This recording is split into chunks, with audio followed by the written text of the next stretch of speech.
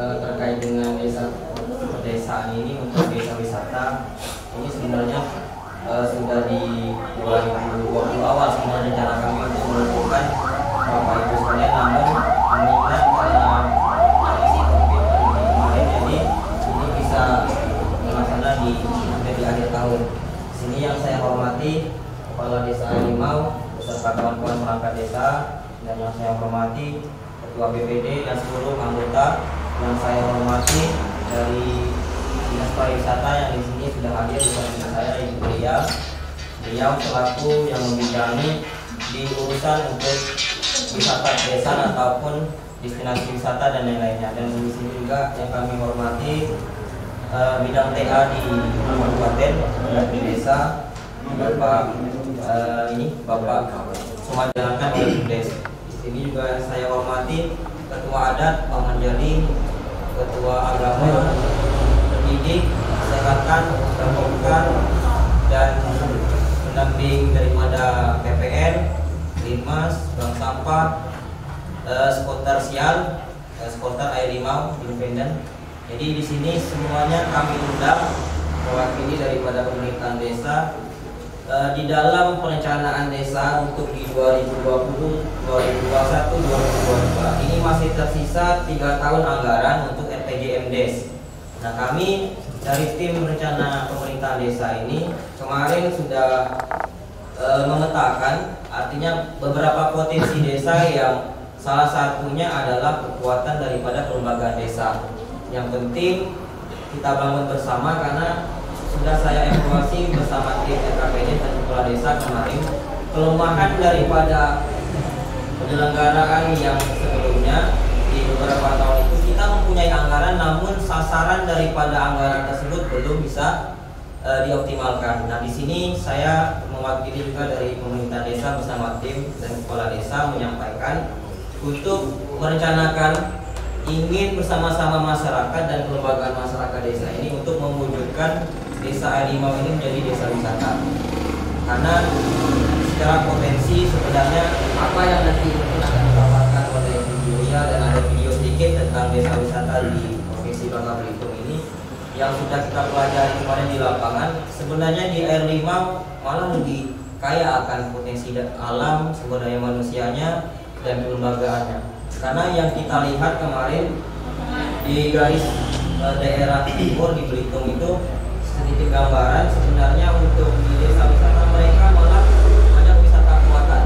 Sedangkan di Air Limau itu potensinya sudah ada sebenarnya, tinggal diboleh, dan SDM-nya saya perhatikan untuk rasa ingin tahunya dari generasi muda dan mungkin dari kelembagaan juga sebenarnya sangat tinggi. Nah, di sini nanti tentu akan ada peran Bumdes juga untuk integrasi dengan kelompok sadar wisata ini. Namun nanti untuk gambaran secara teknis, jadi Pokdarwis ini kenapa kami di tim RKPD mau memaksimalkan di bidang wisata agar anggaran dana desa yang dari Kementerian Desa itu tidak terlalu banyak porsinya. Jadi kami untuk memprioritaskan dana desa untuk 2 tahun ke depan di RPJMdes ini, agar nanti program kerja kepala desa di desa Air Limau ini untuk sampai 2 tahun kita kelihatan.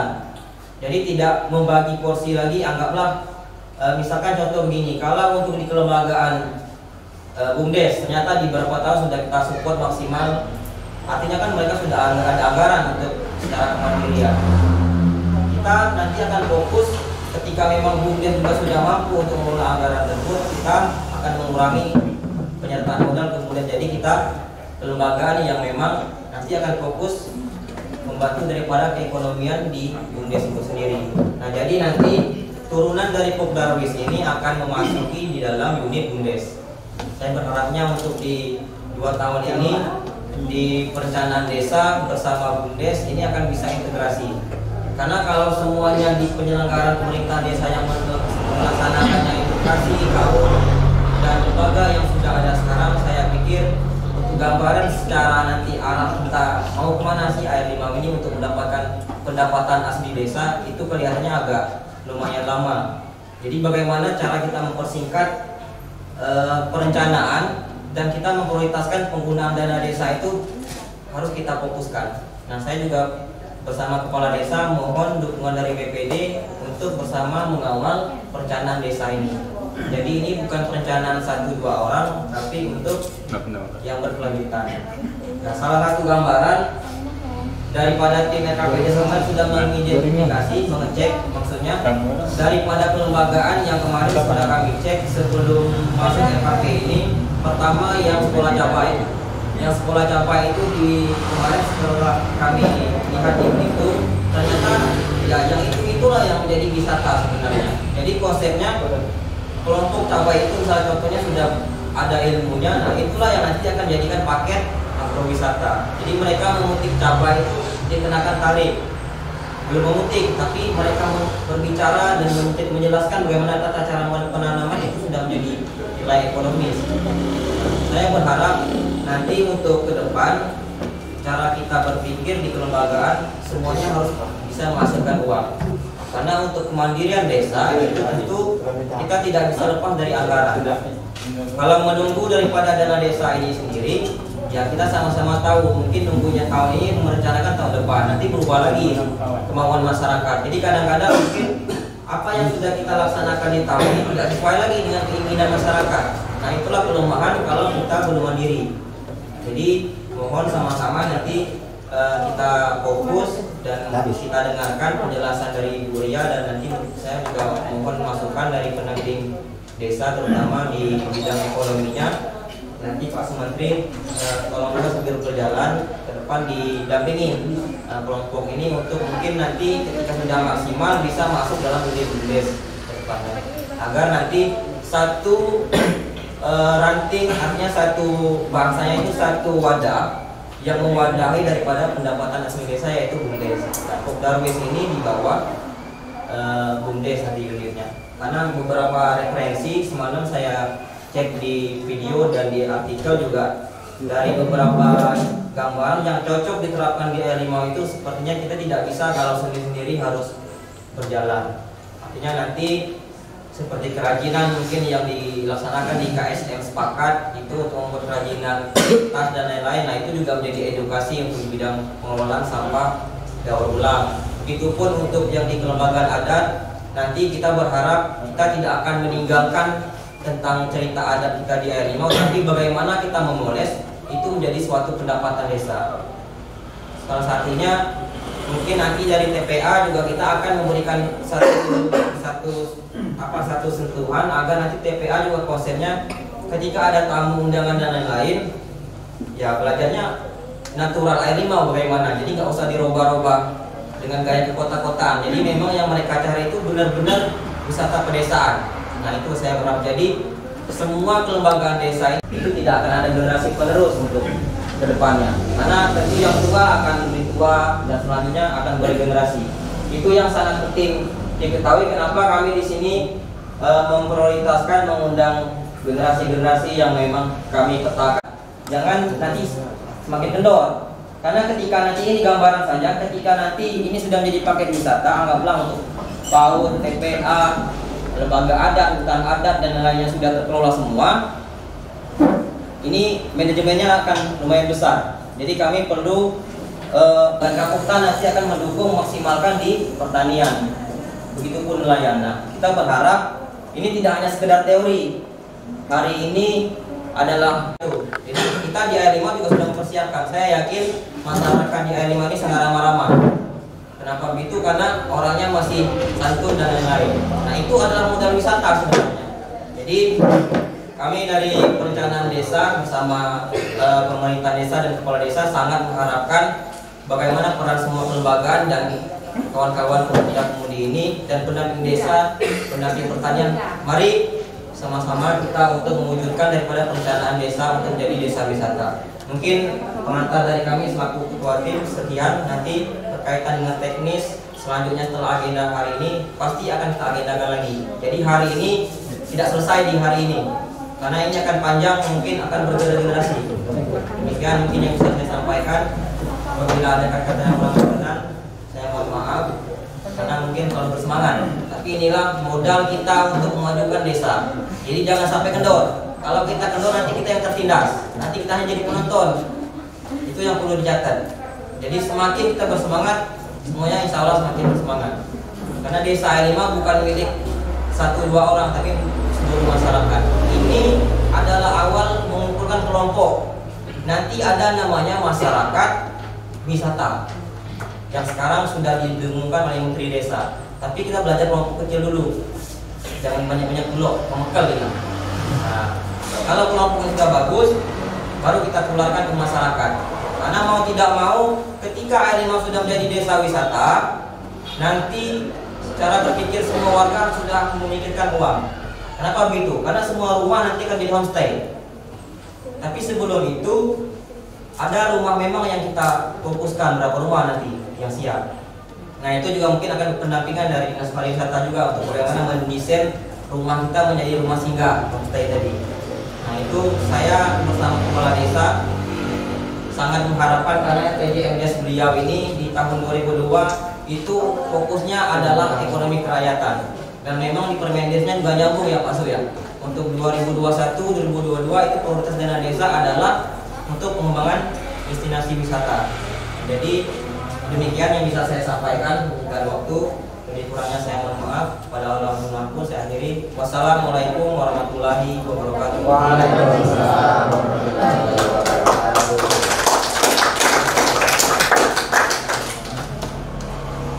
Acara selanjutnya pemaparan dari Dinas Pariwisata oleh Ibu Ria Sesmadewi. Untuk Ibu Ria Sesmadewi, waktu dan tempat dipersilakan.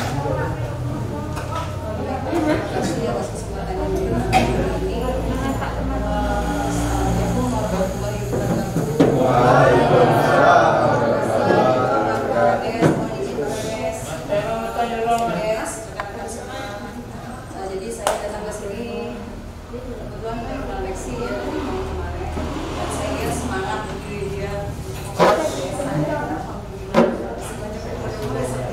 Jadi saya ikut semangat Bapak Ibu.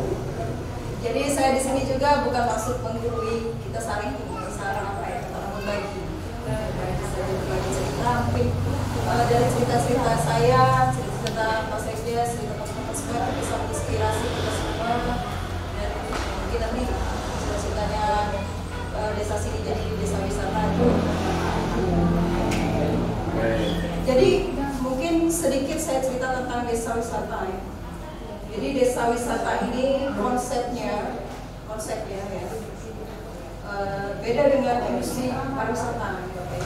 Jadi sampai desa wisata ini konsepnya masih dari desa hasilnya menjadi dari desa ke desa. Jadi beda dengan konsepnya pariwisata industri. Kalau industri pariwisata masyarakat di sekitar kita bisa melihat saja. Jadi cuma mungkin jadi bekerja atau jadi apa. Kalau di sini enggak. Jadi konsep desa wisata ini, kalau di desa itu memang dia petani, bertaninya itulah yang dijual. Kalau memang di daerah situ dia nelayan itulah yang dijual. Kalau di situ dia punya ini madu, tanaman itulah yang dijual.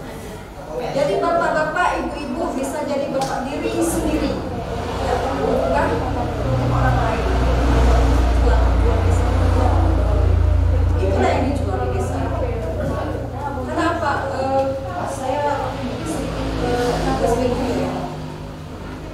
Industri pariwisata itu, pariwisataan itu ada pedesaan dan perkotaan. Kalau industri pariwisata yang kita yang tahu itu industri massal ya, seperti apa ya, hotel, terus ada tempat wisatanya, ada pantai segala macam, terus ada fasilitas itu. Tapi berbeda dengan konsep wisata desa.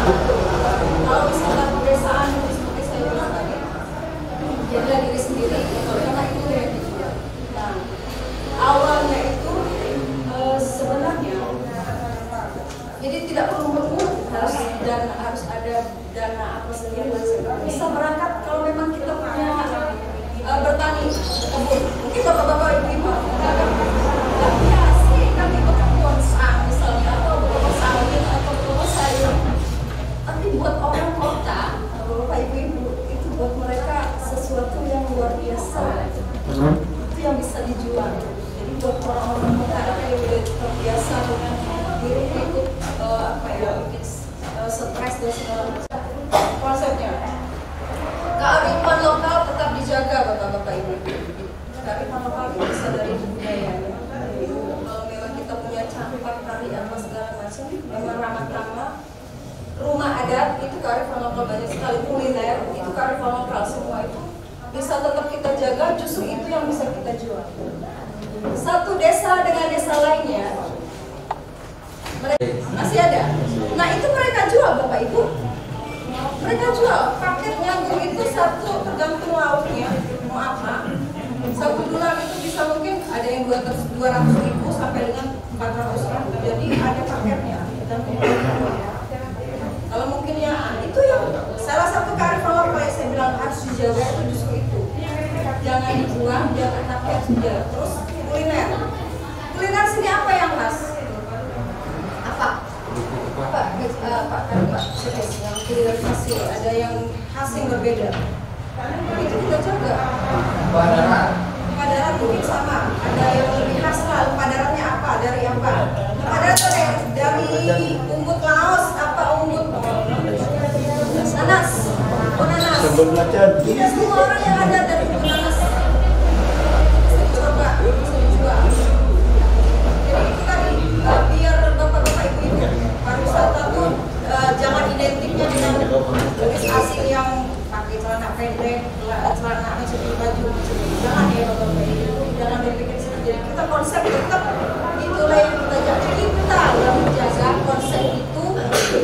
Jangan sampai orang luar itu mengintimidasi kita, tapi kita yang mereka yang harus kita ajak ikut budaya kita, ada kita. Jangan kita yang ikut budaya mereka. Itu ya konsep desa wisata. Jadi saya perlu tekankan itu yang namanya konsep desa wisata. Mungkin sedikit next. Nah mungkin ini lewat kan. Nah ini salah satunya kepariwisataan itu yang pasti akan memberikan kesejahteraan. Kalau udah perekonomian, larinya pasti kesejahteraan. Pengangguran, kemiskinan dari yang kerjanya cuma duduk-duduk. Apa yang ada di desa bisa kita entah jadi sekedar tukang parkir, jadi sekedar tukang parkir. Sudah memang jadi desa kebakaran. Mungkin orang konsepnya udah nanti kalau udah datang itu kalau udah jadi banyak nanti tidak ada apa ya, tidak ada yang tidak dilibatkan dari ibu-ibu. Mungkin dia bikin masakannya, ada dari yang souvenirnya, mungkin bapak-bapaknya bikin souvenirnya juga, entah dari pemudanya dibikin apalah program kerja apa, pasti itu ada, semuanya diberdayakan masyarakat. Jadi itulah makanya saya lebih condong ke desa wisata. Nah, hal-hal yang saya bilang apa budaya lokal, budaya kearifan lokal, budaya bikin dodol masih ada. Kalau itu aja pernah depan itulah yang di sini. Kalau yang skepol masih ada, silat masih ada. Bisa dijual. Saya bilang semuanya bisa dijual asal dikemas dengan baik. Nanti konsepnya seperti apa, kalian tanya. Saya cuma sharing menunjukkan bahwa itu bisa dijual loh. Ini bisa dijual.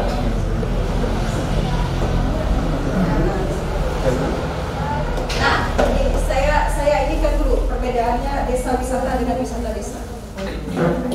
Kalau wisata desa itu Bapak Ibu, jadi cuma berhenti sampai situ aja. Kita itu sebagai objek. Jadi orang datang itu cuma lihat pulang. Jadi selama ini konsepnya seperti itu kan. Orang datang ke tempat wisata, foto-foto pulang. Foto-foto pulang. Nggak ada. Buat desa itu mungkin ada pemasukan cuma mungkin tiket masuk saja. Tapi kalau udah desa wisata konsepnya, mereka datang, minum, stay, makan. Terus jalan-jalan, paket ini, paket nanam sayur apa dijual, ntar jadi nelayan apa mancing, ntar jadi kolam, nangkap ikan, itu bisa dijual semua. Kalau udah wisata itu tidak hanya cuma tidak jadi objek, tapi juga kita punya subjek. Syarat desa wisata. Seperti tadi saya bilang. Tiap desa itu punya potensinya masing-masing yang tidak bisa disamakan. sekarang yang mau dilakukan itu apa? Gak usah muluk-muluk kalau bapak ibu harus punya objek wisata yang bagus, wah, yang buatan yang harus dibangun foto-foto, wah. Seperti saya bilang tadi, bapak ibu bertani gabung itu bisa dijual.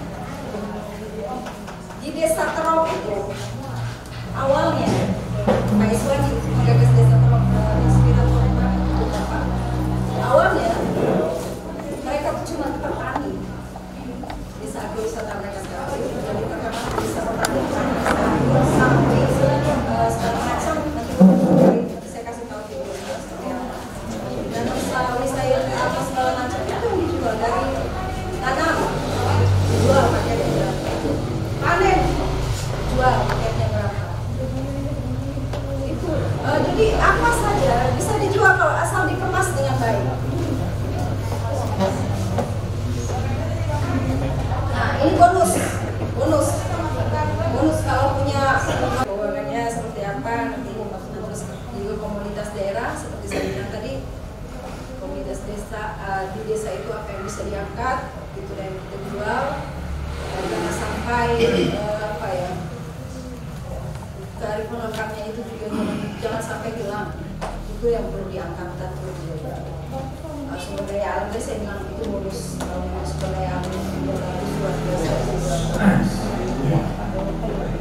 Ini kearifan salah satu kearifan lokal. Di sini ada yang masih bikin buaru, lagi ada yang bikin buaru. Nah itu salah satu kearifan lokal. Orang kota mungkin belum pernah lihat buaru kan, belum pernah makan buaru. Bisa untuk sarapan mungkin di homestay kalau lagi bapak ibu bikin homestay bisa bikin buaru goreng.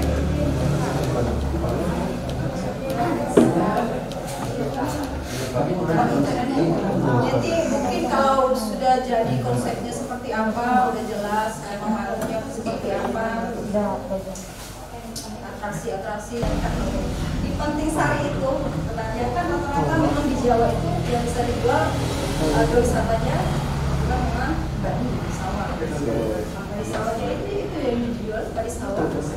Dan kebetulan karena beliau itu daerahnya dekat Merapi, mereka nebeng. Jadi konsepnya sama. Mungkin tadi seperti saya cerita kita mengambil di desa wisata lokal, jualnya ikonnya ke Merapi, tapi itu mereka makan segala macam di desa Penting Sari. Alhamdulillah mereka sampai sekarang terus next. Juga Pelingkuran Bali. Pelingkuran Bali ini dulu konsepnya wisata desa. Jadi orang datang lihat-lihat pulang. Datang lihat-lihat pulang. Sekarang enggak, konsepnya sudah jadi wisata. Jadi orang datang itu menetap di situ, tinggal di situ, merasakan kebudayaannya di situ, karena orang prestasi. Kalau orang Bali kan pintar-pintar masak ya, belajar. Pelingkuran ini salah satu dari 3 desa terbersih di dunia. Jadi pagi-pagi itu rutinitas mereka tuh Pak Moneng cerita, kebetulan saya udah beliau di Bitung juga. Pak Moneng itu cerita, jadi tiap rumah itu pagi-pagi itu kesibukannya udah nyapu tanah, bersih-bersih. 3 desa terbersih di dunia. Di ujung itu mereka punya kebun bambu. Kebun bambunya dirawat, jadi bisa jalan-jalan di kebun bambu, jadi kayak wisata alam gitu, kayak di Jepang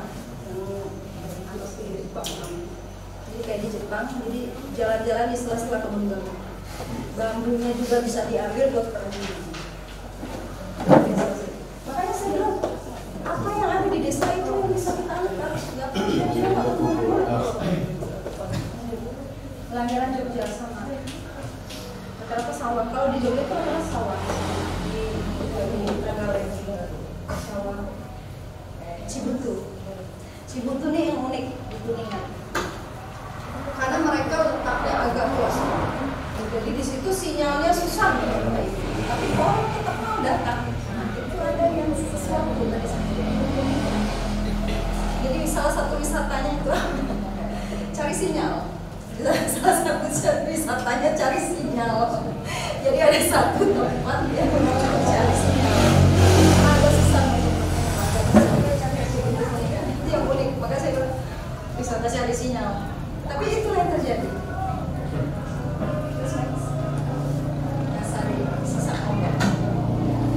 Di Lombok itu rupanya tanah bawahnya. Ciri khasnya mereka orang Lombok itu tanah. Di bawahnya itu tanah itu setiap tahun lantainya itu mereka lapisin dengan kotoran sapi. Kotoran sapi itu bau dong. Sama loh itu. Menurut kepercayaan mereka itu selain justru kalau kita bilang buruknya malah ya, tapi buat mereka enggak, itu kepercayaan mereka justru mengusir roh jahat, bikin bersih, malah nggak ada tikus. Itu kepercayaan mereka. Tapi itu yang kita mereka jual itu rumah-rumah yang dibawanya pas, tapi memang tidak ada bau lagi. Mungkin kotoran sapinya itu mungkin sudah dijemur atau seperti itu, saya nggak ngerti, cuma dipoles itu sudah rapi, nggak ada bau sama sekali.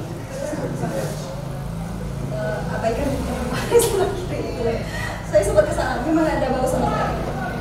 Jadi satu komplek itu ya itu rumahnya unik sih.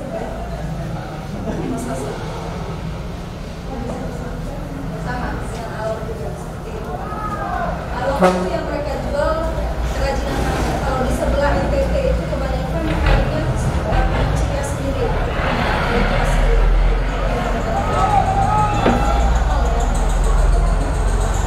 Tapi itu aja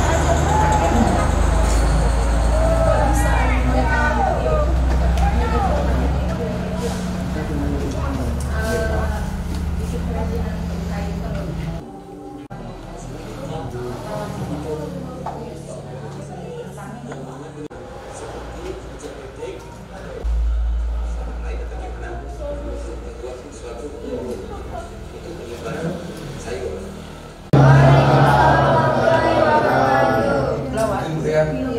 Terima kasih Pak Rentes dari berbicara di depan kawan-kawan.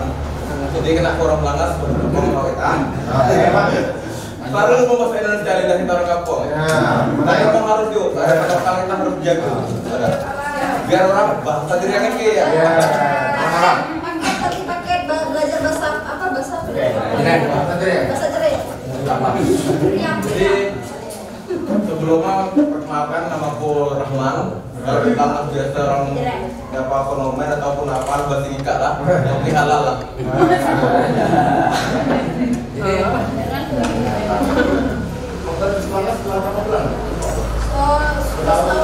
Tahun lebih.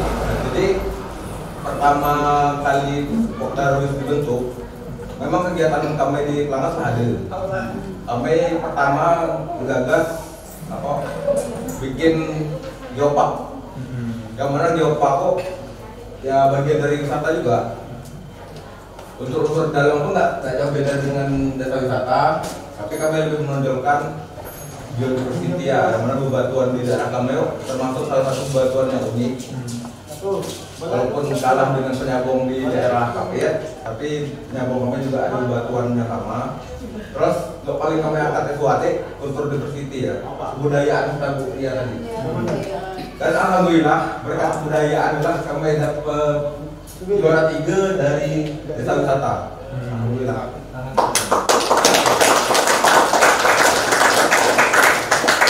Kebetulan jurinya juga Pak Toto dari kita hari tadi, dan bisa juga masukan dari beliau bahwa apa ada pendapat kita lah potensi paling besar di pariwisata. Memang potensi paling besar. Aku yakin masyarakat apabila mau kebudayaan itu terlibat, bisa juga tugas pemerintah juga menggali lagi lama istilah kebudayaan karena belajar dari apa pengalaman kami mungkin di buah genetri lah hadir. Kalau tidak salah ibu belum dapat juga kan? Jadi salah satu penggali potensi di daerah kami yang mana tumbuhan hutan, kerajinan tangan segala macam. Kira-kira ada potensi ada berkembang kalau dapat kita kembangkan menjadi kerajinan tangan. Ada bina pasti. Pertama kali kami ngegawe no kena gila saya ulang-ulang.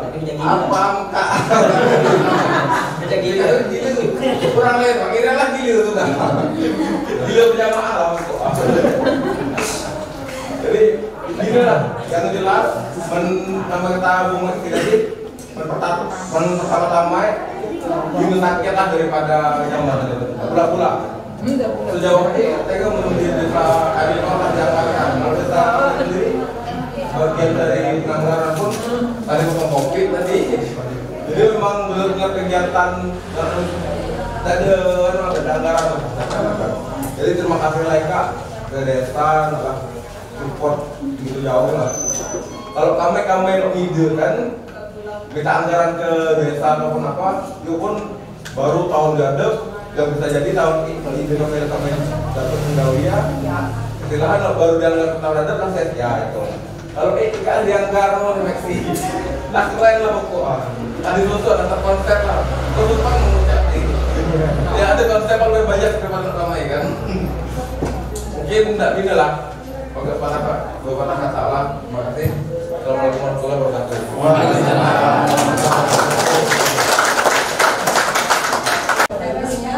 Mereka juara 3 jadi dapat pendampingan desa wisata dari kementerian langsung